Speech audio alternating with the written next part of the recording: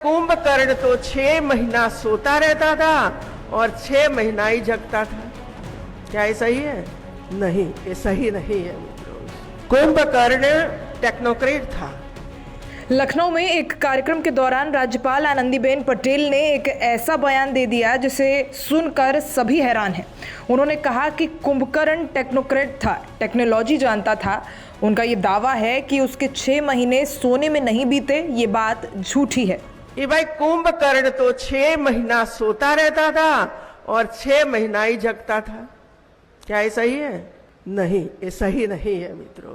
Kumbhakarna technocrat था।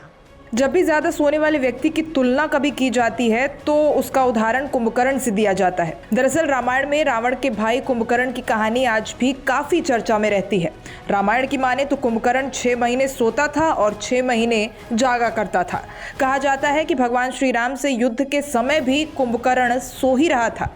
मगर सदियों से चली आ रही इस बात को आनंदीबेन पटेल ने सिरे से खारिज कर दिया। उन्होंने एक लखनऊ के दीक्षांत समारोह में बच्चों को संबोधित करते हुए कहा कि रावण ने अफवाह उड़ाई थी कि उसका भाई कुंभकर्ण 6 महीने सोता था और 6 महीने जागता था, जबकि वो रावण के निर्देश पर यंत्रशालाओं में बैठकर यंत्र बनाता था।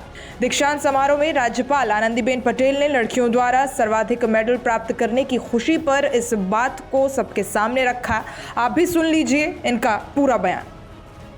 और हमारे सामने ये रखा गया है कि भाई कुंभकर्ण तो 6 महीना सोता रहता था और 6 महीना ही जगता था। क्या ये सही है? नहीं, ये सही नहीं है मित्रों। कुंभकर्ण टेक्नोक्रेट था। टेक्नोलॉजी जानता था वो, लेकिन ये टेक्नोलॉजी दूसरे कंट्री, दूसरे देश न ले जाए, इसी वजह से गुप्त तरीके से ये यंत्रों बनाता रहता था।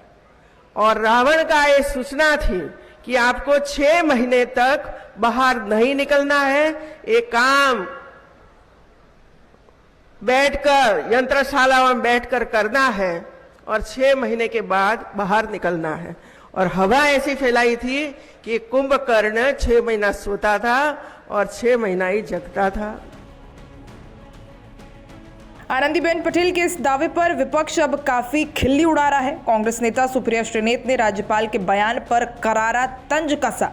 सुप्रिया श्रीनेत ने अपने एक्स हैंडल पर उनके इस वीडियो का चंक पोस्ट करते हुए लिखा, ये गूढ़ ज्ञान विश्वविद्यालय के छात्रों को दीक्षांत समारोह में दिया गया। अपने पोस्ट में उन्होंने आनंदीबेन पटेल की बातों को तंजअंदाज में दोबारा रिपीट किया। यही नहीं, आपको बता दें, आनंदीबेन पटेल ने इतिहास पर प्रकाश डालते हुए कहा कि विदेश से लोग आए और हमारी तकनीक का अध्ययन कर कई आविष्कारों को अपने नाम कर लिया। राज्यपाल कहती हैं कि हमारे प्राचीन ऋषि मुनियों ने कई शोध और आविष्कार किए हैं जिनका लाभ आज दुनिया उठा रही है। राज्यपाल ने ऋषि भारद्वाज का उदाहरण देते हुए कहा कि उन्होंने विमान का आविष्कार किया था, मगर इसका श्रेय अन्य देश को मिल गया और अब इसे राइट ब्रदर्स का आविष्कार माना जाता है।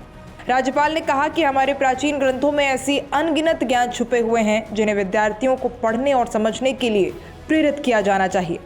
उन्होंने विश्वविद्यालय को निर्देश दिया कि विद्यार्थियों को हमारी प्राचीन पुस्तकों के अध्ययन के लिए प्रोत्साहित करना चाहिए ताकि उन्हें ये समझ में आ सके कि हमारे पूर्वजों ने कितना अद्वितीय शोध और आविष्कार किया था, क्योंकि ये पुस्तकें ज्ञान का भंडार हैं। राज्यपाल ने रामपुर रजा लाइब्रेरी का जिक्र करते हुए कहा कि इस लाइब्रेरी में प्राचीन पुस्तकों का अनमोल संग्रह है जिनमें ऐसी चित्रांकन हैं जो आज भी जीवंत हैं। उन्होंने कहा कि इन चित्रों में प्रयुक्त रंगों का निर्माण वनस्पतियों के माध्यम से किया गया था जो आज भी खराब नहीं हुए हैं।